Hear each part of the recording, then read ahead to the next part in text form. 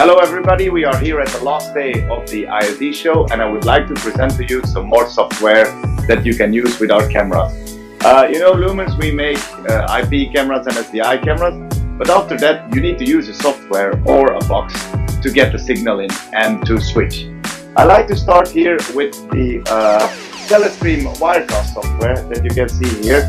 We can seamlessly take in NDI cameras from Lumens or any other brand, and then here with their plugin you can easily control the cameras. You just have to set up the Lumens Visca protocol, you select the IP address, and then you can start panning and tilting, zooming in, zooming out, and setting up the whole camera.